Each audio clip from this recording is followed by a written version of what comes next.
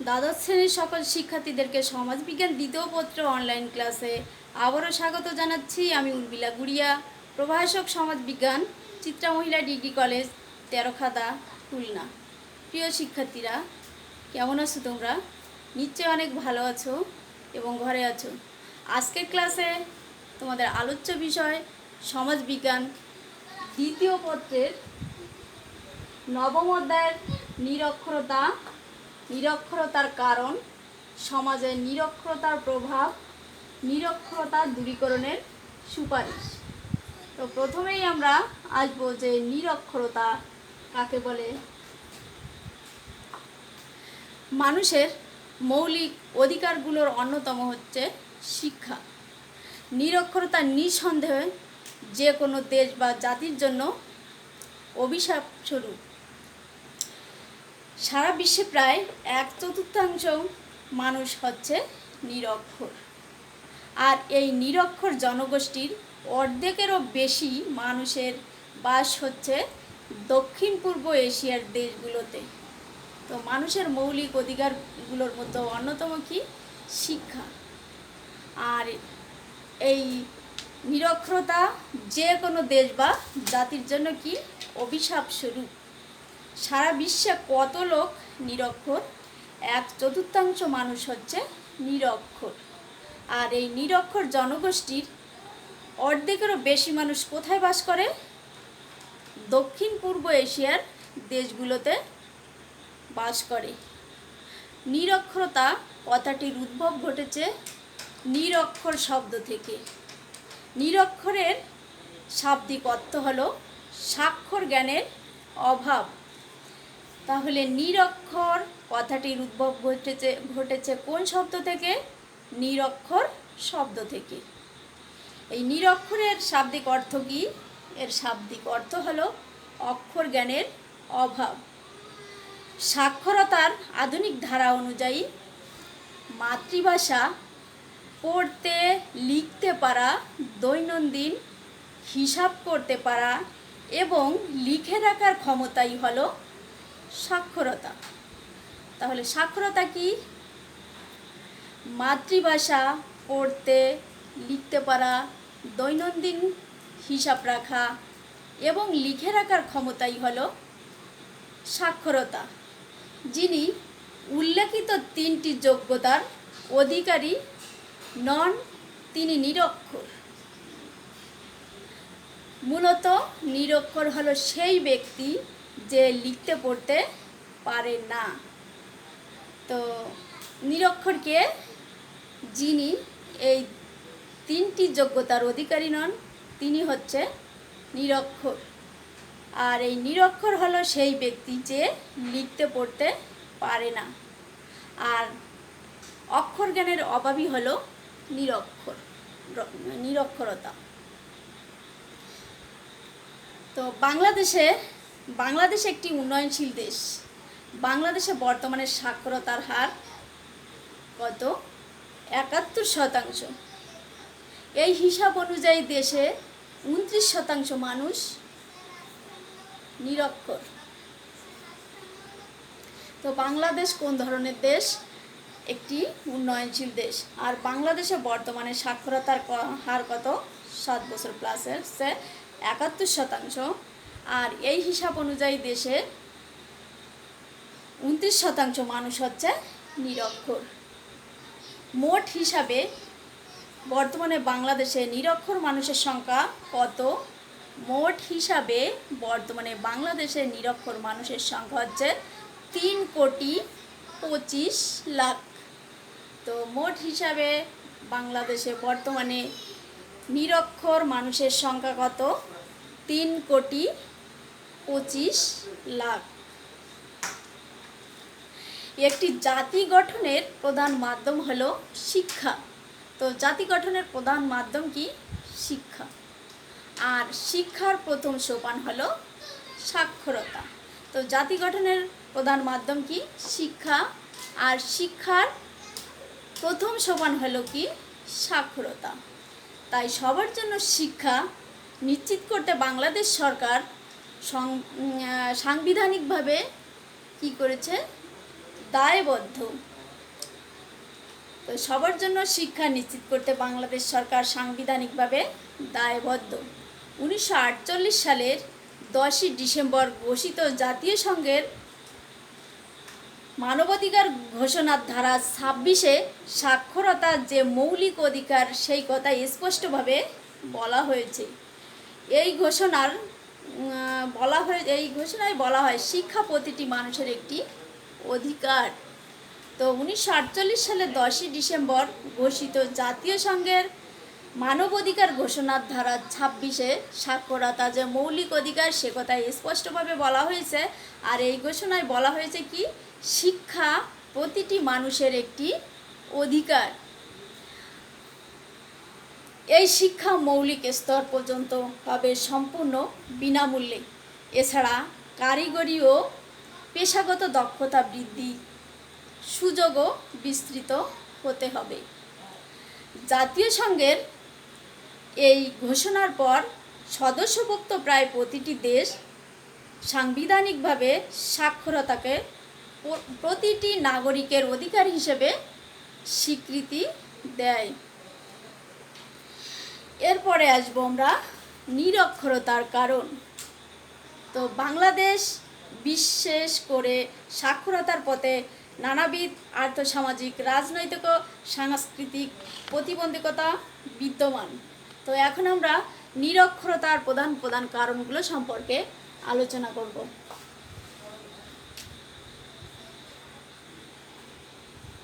নিরক্ষরতার কারণ।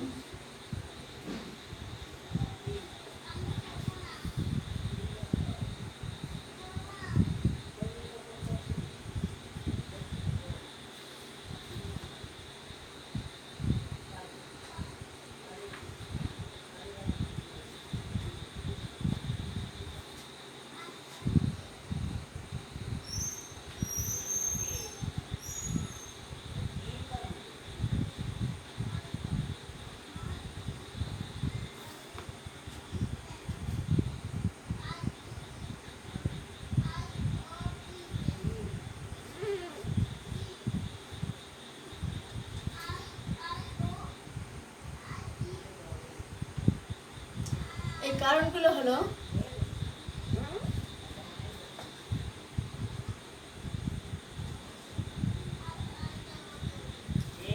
দারিদ্র, কন্যা সন্তানের প্রতি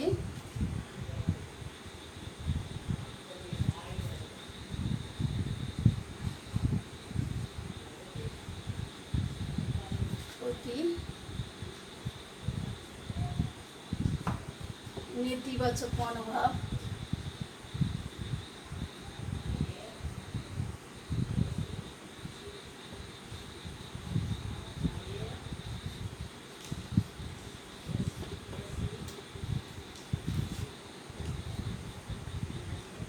নম্বরে হচ্ছে বিদ্যালয় শিক্ষক স্বল্পতা,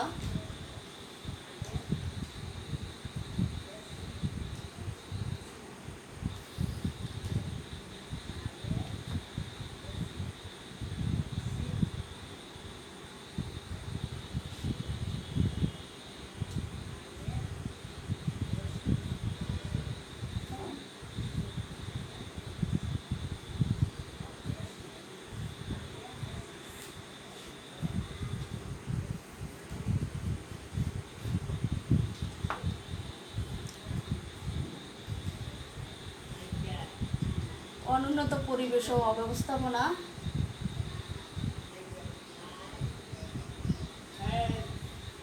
পরিবেশ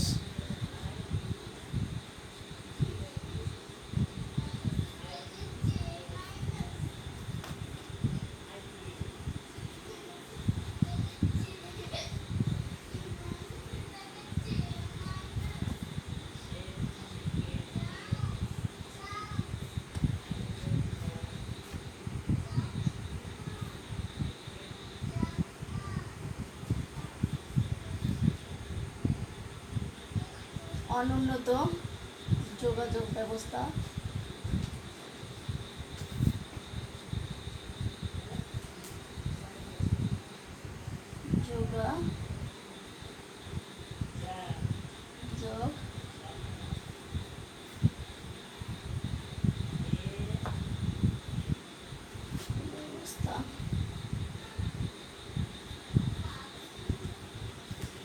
তারপরে হচ্ছে যৌতুক প্রথা।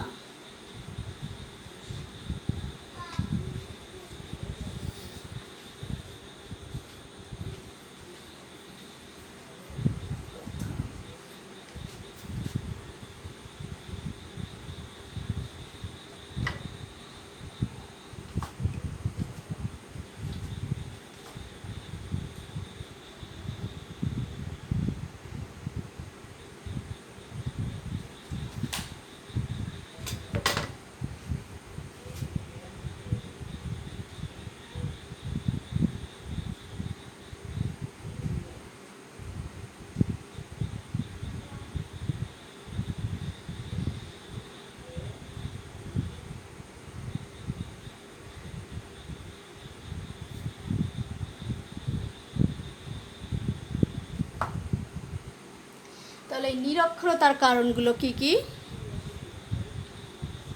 এগুলো হচ্ছে দারিদ্র্য, কন্যা সন্তানের প্রতি নেতিবাচক মনোভাব, বিদ্যালয়ের শিক্ষক স্বল্পতা, আর হচ্ছে অনুন্নত পরিবেশ ও অব্যবস্থাপনা, অনুন্নত যোগাযোগ ব্যবস্থা, যৌতুক প্রথা।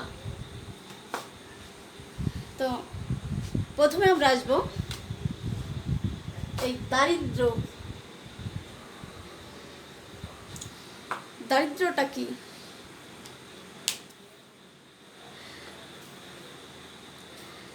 বাংলাদেশে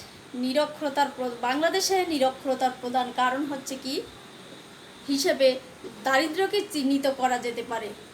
দেশে ব্যাপক দারিদ্র্যের কারণে অনেক পিতামাতা তাদের সন্ততিদের সুষ্ঠুভাবে লেখাপড়া শেখাতে পারে না। প্রতিদিন দুবেলা দুমুঠো খাবারের সংস্থান করা তাদের জন্য কষ্টকর। তাদের পক্ষে সন্তানের লেখাপড়া খরচ জোগানো আশাতীত। যাদের একটু সামর্থ্য আছে তারা পুত্র সন্তানের শিক্ষার প্রতি বেশি আগ্রহী, কারণ দেশে প্রচলিত সমাজ ব্যবস্থায় ধারণা করা হয় পুত্র সন্তানকে শিক্ষিত করে তুলতে পারলে ভবিষ্যতে অর্থ উপার্জন করে বৃদ্ধ পিতামাতার দেখাশোনা করতে পারবে। কিন্তু কন্যা সন্তানকে শিক্ষিত করে তাদের কাছ থেকে এমনটি আশা কেউ করে না। তো দারিদ্র্য কি? বাংলাদেশের নিরক্ষরতার প্রধান কারণ হিসেবে দারিদ্র্যকে চিহ্নিত করা হয়। দেশে ব্যাপক দারিদ্র্যের কারণে কি হয়, অনেক পিতামাতা তাদের সন্ততিদের সুষ্ঠুভাবে লেখাপড়া করাতে পারে না। প্রতিদিন দুবেলা দুমুঠো খাবারের ব্যবস্থা করা তাদের জন্য কষ্টকর। তাদের পক্ষে সন্তানের লেখাপড়ার খরচ জোগানো আশাতীত। যাদের একটু সামর্থ্য আছে তারা কি করে, পুত্র সন্তানের শিক্ষার প্রতি বেশি আগ্রহী, কারণ দেশের প্রচলিত সমাজ ব্যবস্থার কি ধারণা করা হয় যে পুত্র সন্তানকে শিক্ষিত করে তুলতে পারলে তারা কি করবে, ভবিষ্যতে অর্থ উপার্জন করে বৃদ্ধ পিতামাতার দেখাশোনা করতে পারবে। কিন্তু কন্যা সন্তানের কে শিক্ষিত করে তাদের কাছ থেকে এমনটি আশা কেউ করে না। এরপরে আসবো আমরা কন্যা সন্তানের প্রতি নেতিবাচক মনোভাব।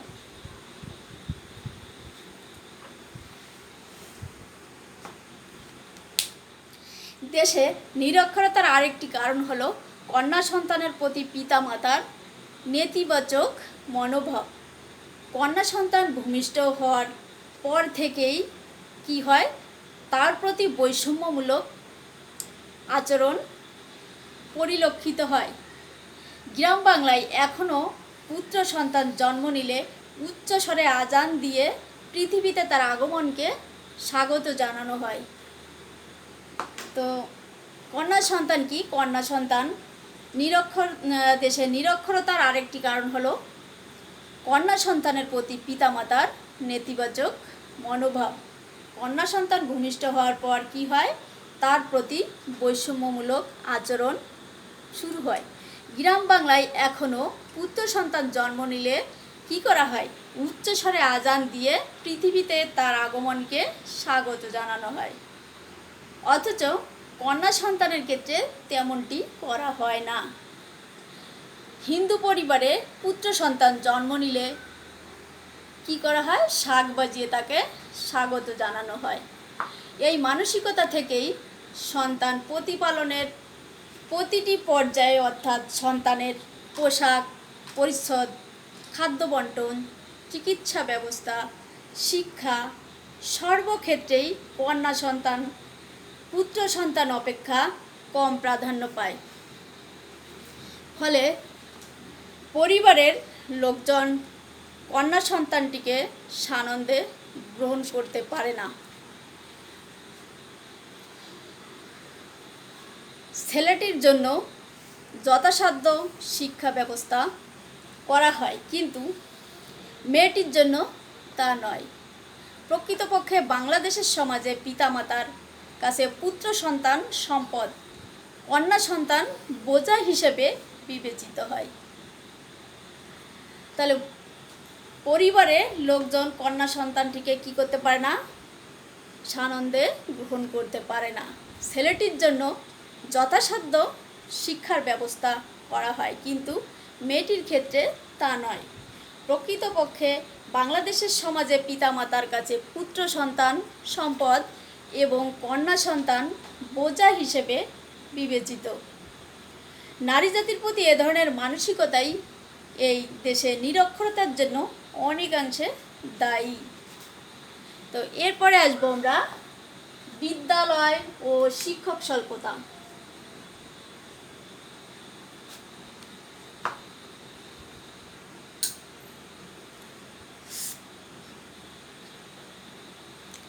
এই বিদ্যালয়ের শিক্ষক স্বল্পতাটা কি? দেশে বিদ্যালয়ের শিক্ষক স্বল্পতা নিরক্ষরতার আর একটি গুরুত্বপূর্ণ দিক। একটু লক্ষ্য করলেই দেখা যায় যে সার্বিকভাবে দেশের মাধ্যমিক পর্যায়ে বিদ্যালয়ের সংখ্যা কম। এছাড়া গ্রাম বাংলার অধিকাংশ জনগণ আজও রক্ষণশীল হয় বয়প্রাপ্ত মেয়েদের সহশিক্ষা পছন্দ করে না। তো দেশে বিদ্যালয় ও শিক্ষক স্বল্পতা নিরক্ষরতার আর একটি কারণ। তো আমরা একটু লক্ষ্য করলে কি দেখতে পাই যে সার্বিকভাবে দেশে মাধ্যমিক পর্যায়ে বিদ্যালয়ের সংখ্যা কম, আর গ্রাম বাংলার অধিকাংশ জনগণ আজও রক্ষণশীল হয় বয়প্রাপ্ত মেয়েদের সহশিক্ষা কি করে না? পছন্দ করে না। এক পর্যায়ে কি দেখা যায়? এক পর্যায়ে দেখা যায় যে দেশের অধিকাংশ মেয়েদের লেখাপড়ার প্রতি প্রচণ্ড আগ্রহ থাকা সত্ত্বেও তারা তেমন সুযোগ পায় না। এরপরের বিষয় অনুন্নত পরিবেশ ও অব্যবস্থাপনা।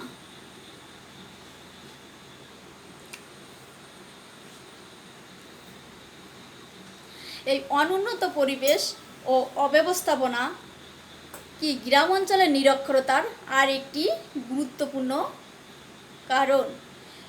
গ্রাম বাংলার প্রায় ক্ষেত্রে লক্ষ্য করা যায় বিদ্যালয়গুলোর অব্যবস্থাপনা বাসস্থান থেকে বা বসবাসস্থল থেকে বেশ দূরে। এমনও অনেক গ্রাম আছে যেখানে প্রাথমিক ও মাধ্যমিক পর্যায়ের কোনো বিদ্যালয় নেই। আবার এই সমস্ত গ্রামের ছেলেমেয়েরা 2 থেকে 4 কিলোমিটার পর্যন্ত পায়ে হেঁটে বিদ্যালয়ে যেতে বাধ্য হয়। এক্ষেত্রে কি হয়? এক্ষেত্রে রাস্তার দূরত্বই শুধু নয়, যোগাযোগ ব্যবস্থা অনেক ক্ষেত্রে অনুন্নত। এর ফলে কি হয়? পড়াশোনার প্রতি আগ্রহ হারিয়ে এদের অনেকেই বিদ্যালয় ছাড়তে বাধ্য হয়। তো অনুন্নত যোগাযোগ ব্যবস্থা গ্রামের নিরক্ষরতার আরেকটি গুরুত্বপূর্ণ কারণ। গ্রাম বাংলায় বিদ্যালয়গুলো অব্যবস্থাপনা ও বাসস্থান থেকে বেশ দূরে। এখনও অনেক গ্রাম আছে যেখানে প্রাথমিক ও মাধ্যমিক বিদ্যালয় নেই বললেই চলে। এই সমস্ত গ্রামের ছেলেমেয়েরা 2 থেকে 4 কিলোমিটার পর্যন্ত পায়ে হেঁটে বিদ্যালয়ে যেতে বাধ্য হয়। এক্ষেত্রে শুধু রাস্তার দূরত্ব নয়, আরও কি রয়েছে? যোগাযোগ ব্যবস্থাও অনেক ক্ষেত্রে অনুন্নত। ফলে পড়াশোনার প্রতি আগ্রহ হারিয়ে তারা কি করে, এদের অনেকেই বিদ্যালয় ছাড়তে বাধ্য হয়। এরপরের বিষয় অনুন্নত যোগাযোগ ব্যবস্থা।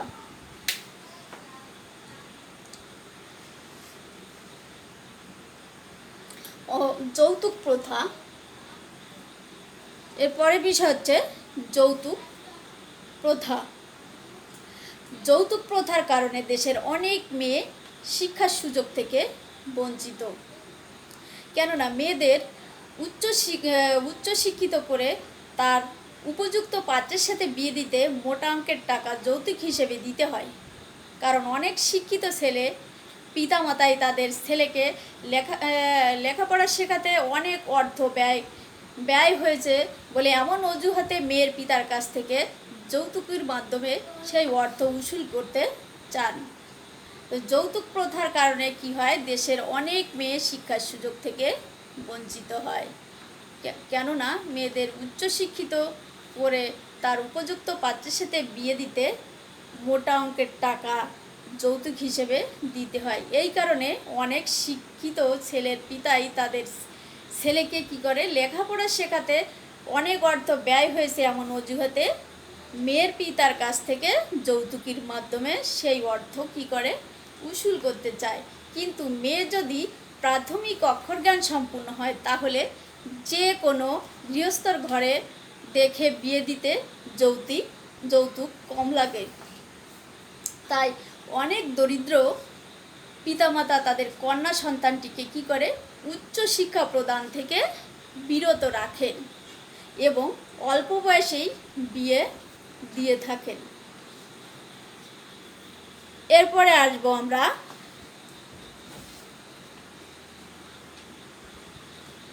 সমাজে নিরক্ষরতার প্রভাব সম্পর্কে। বাংলাদেশের আর্থসামাজিক উন্নয়নে নিরক্ষরতা প্রতিবন্ধকতা সৃষ্টি করেছে। সমাজের নিরক্ষরতার প্রভাবগুলোর বিশেষ দিক নিয়ে এখন আমরা আলোচনা করব।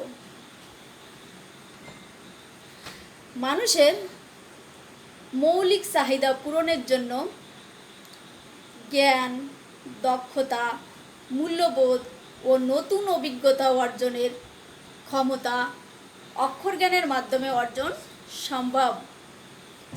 আর দেশের মোট জনসংখ্যার বৃহত্তর অংশই নিরক্ষর, ফলে তারা জীবন ধারণের ন্যূনতম মৌলিক চাহিদা পূরণের যোগ্যতা ও দক্ষতা অর্জনে সক্ষম হচ্ছে না। এজন্য সমাজে মৌলিক চাহিদা অপূরণ জনিত বিভিন্ন সমস্যা দেখা দেয়। তো 2 নম্বরে হচ্ছে অজ্ঞতার প্রধান কারণ হলো নিরক্ষরতা। তো অজ্ঞতার প্রধান কারণ কি? নিরক্ষরতা। এই নিরক্ষরতার প্রভাবে দেশের অধিকাংশ লোকই অজ্ঞ।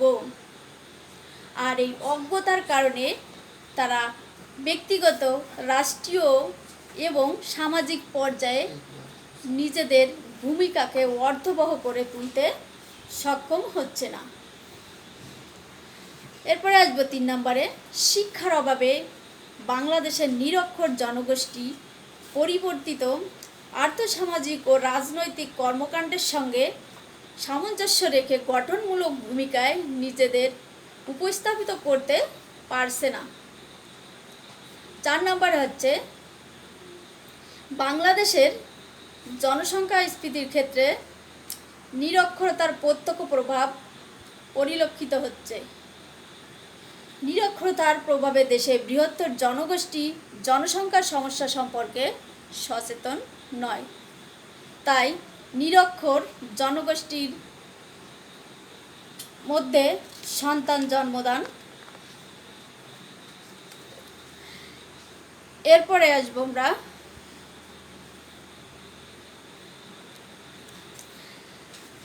মৌলিক চাহিদা পূরণের ব্যর্থ হতে সৃষ্ট স্বাস্থ্যহীনতা, পুষ্টিহীনতা,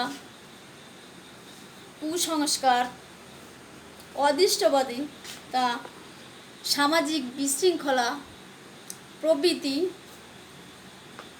সমস্যার ক্ষেত্রে নিরক্ষরতার প্রত্যক্ষ প্রভাব রয়েছে। 6 নম্বর হচ্ছে বাংলাদেশের আর্থসামাজিক ও রাজনৈতিক অধিকার থেকে বৃহত্তর জনগোষ্ঠীকে বঞ্চিত করার প্রধান কারণ হচ্ছে নিরক্ষরতা। নিরক্ষর জনগোষ্ঠী তাদের অধিকার সম্পর্কে সচেতন নয়। এছাড়া আমরা নিরক্ষরতার নেতিবাচক প্রভাব বাংলাদেশে সামগ্রিক উন্নয়নকে ব্যাহত করেছে। দারিদ্র্য, জনসংখ্যা বৃদ্ধি, অপরাধ প্রবণতা, ভিক্ষাবৃত্তি, যৌতুক প্রথা, স্বাস্থ্যহীনতা,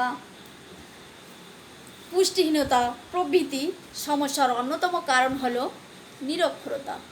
তাই নিরক্ষরতাকে সামাজিক সমস্যা সৃষ্টির অন্যতম কারণ হিসেবে চিহ্নিত করা হয়। এরপরে আমরা আসব নিরক্ষরতা দূরীকরণের সুপারিশ। নিরক্ষরতা দূরীকরণে সমাজের যে কোনো বয়সের নিরক্ষর জনগোষ্ঠীকে স্বাক্ষর করে তোলার উদ্দেশ্যে গৃহীত একটি সামাজিক আন্দোলন। 1960-এর দশকে জনগোষ্ঠীকে জনসম্পদে রূপান্তরিত করার অন্যতম পন্থা হিসেবে শিক্ষাকে গণ্য করার পর সারা বিশ্বে বিশেষত উন্নয়নশীল দেশে এই আন্দোলনের সূত্রপাত ঘটে। এই আন্দোলনের আওতাভুক্ত আনুষ্ঠানিক ও অনানুষ্ঠানিক শিক্ষা, এই দুটো শিক্ষা ব্যবস্থাপনার মধ্যে মৌলিক সাক্ষরতার কার্যক্রম, উৎপাদন ও উপার্জনশীল প্রশিক্ষণ, চাহিদাভিত্তিক ব্যবহারিক শিক্ষা, সামাজিক ও জীবনমান উন্নয়ন সংক্রান্ত বিষয়। দেশের নিরক্ষরতা দূরীকরণের ক্ষেত্রে যে সুপারিশগুলো রয়েছে সেগুলো আমরা এখন সেগুলো নিয়ে সম্পর্কে আলোচনা আসব। তো এগুলো কি কি? শিক্ষার উন্নয়ন আর কি ও প্রসারকল্পে সুনির্দিষ্ট লক্ষ্য ও নীতিকে নির্ধারণ করা দরকার। তাহলে এটা কি? শিক্ষার উন্নয়ন ও প্রসারকল্পে সুনির্দিষ্ট লক্ষ্য ও নীতিকে নির্ধারণ করা দরকার। মেয়েদের জন্য বৃত্তিমূলক শিক্ষা ও প্রশিক্ষণ কার্যক্রমকে আরও জোরদার করা জরুরি। তারপরে হচ্ছে উপ-আনুষ্ঠানিক শিক্ষা বহুল প্রসার ঘটানোর দরকার। এ লক্ষ্যে সরকার, স্বেচ্ছাসেবী সংগঠন, বেসরকারি সংস্থাগুলোকে একযোগে কাজ করতে হবে।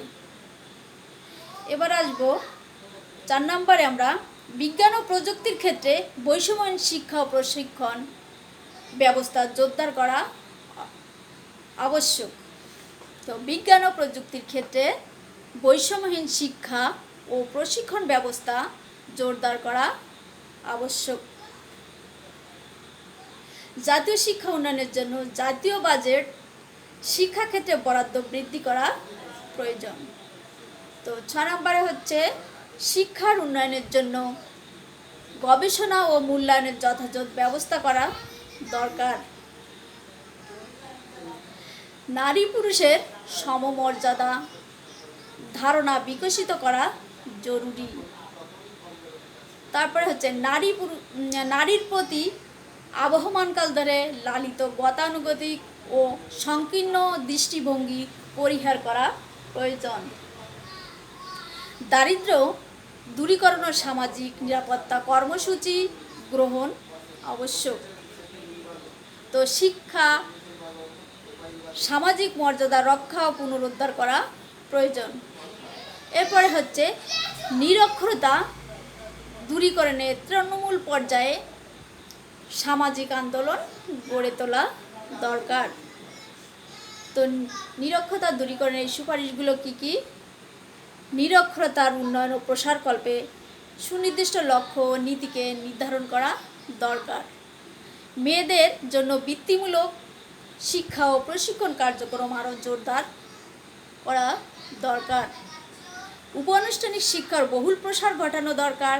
এ লক্ষ্যে সরকার, বেসরকারি সংগঠন ও স্বেচ্ছাসেবী সংগঠন, বেসরকারি সংস্থাগুলোকে একযোগে কাজ করতে হবে। বিজ্ঞান ও প্রযুক্তির ক্ষেত্রে বৈষম্যহীন শিক্ষা ও প্রশিক্ষণ ব্যবস্থা জোরদার করা দরকার। জাতীয় শিক্ষার উন্নয়নের জন্য জাতীয় বাজেট শিক্ষাক্ষেত্রে বৃদ্ধি করা প্রয়োজন।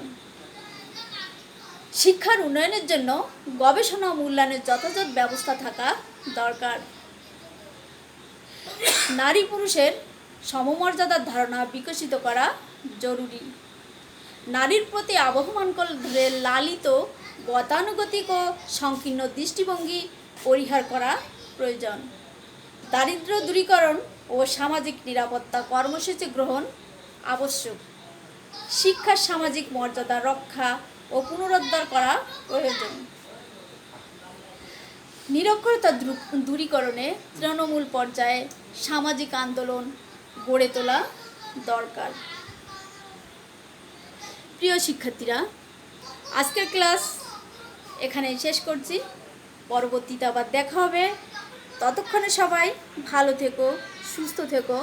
সবাইকে ধন্যবাদ।